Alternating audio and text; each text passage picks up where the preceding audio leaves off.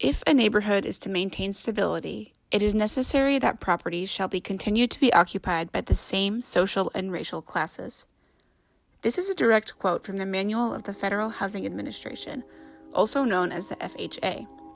The FHA was a bureau founded by Franklin Roosevelt after the Great Depression as a part of the New Deal housing policy.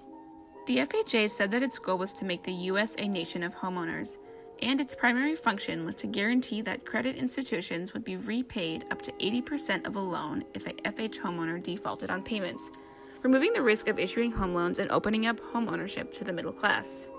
Sounds great, right?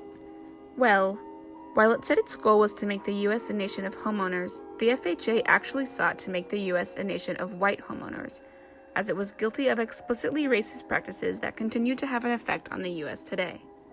The FHA endorsed racial covenants, legal agreements that prohibited homebuyers from selling or renting their house to specific races and ethnicities, primarily targeting African Americans.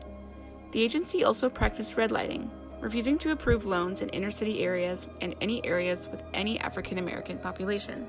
By incentivizing mortgage borrowing institutions to give home loans to white borrowers who would normally be denied credit, the FHA accelerated suburban development. White people left inner cities in a phenomenon known as white flight. With black people being confined to cities while white people left for the suburbia, black people were left to bear the consequences of suburbanization, and they continue to do so today.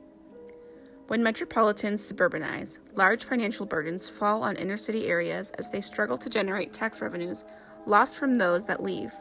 So-called spillovers result in the drainage of resources from inner-city areas, intensifying poverty. Traffic congestion and air pollution are also costs created by suburbs that are paid for by the inner city. Racial covenants and redlining are what is called de jure segregation, which is a kind of segregation that is created and supported by law. These policies were not outlawed until the 1968 Fair Housing Act, but being outlawed did virtually nothing to change the racial housing order that the policies had created. America was segregated. No single policy could change the generational wealth disparities created by the FHA's policies, and no policy would suddenly change the hearts of racist white Americans who desperately wanted to preserve the character of their neighborhoods. When Black Americans finally started to move into formerly all-white neighborhoods, real estate agents baited white homeowners to sell their homes and flee in a phenomenon called blockbusting. Many people believe that housing segregation is just the unfortunate yet natural order of things, or that modern-day segregation is, quote-unquote, de facto, and not the product of law. This history blurs the lines between de jure and de facto segregation, because the continued segregation of modern-day America is a direct result of laws and policies that created it. Now that we know how these conditions were created, let's look at the consequences of this segregation. One detrimental consequence can be felt in U.S. schools. To start, let's look back on the landmark Supreme Court case, Brown versus the Board of Education. Brown v. Board ruled that racial segregation in public schools was unconstitutional, undoing the previously held precedent of separate but equal. Schools eventually integrated, albeit some very reluctantly. Why then, if school segregation is illegal, do more than half of all students in the United States attend school districts with racial concentrations of over 75% either white or non-white students? And why do 40% of black students attend schools where 90 to 100% of students are non-white? Well, it goes back to FHA housing policy and the inability of the U.S. government to amend its harms. Public schools in the U.S. are organized by districts, which are divided by neighborhoods. Racially segregated cities create racially segregated schools. Because schools are primarily funded by property taxes, schools that are mostly non-white are less likely to have adequate funding. These disparities are what led to one of the worst Supreme Court decisions in recent history, San Antonio ISD versus Rodriguez. In 1973, a group of parents in San Antonio, Texas, filed a class action lawsuit against the school district for its funding system that created significant differences in resources for white and non-white students.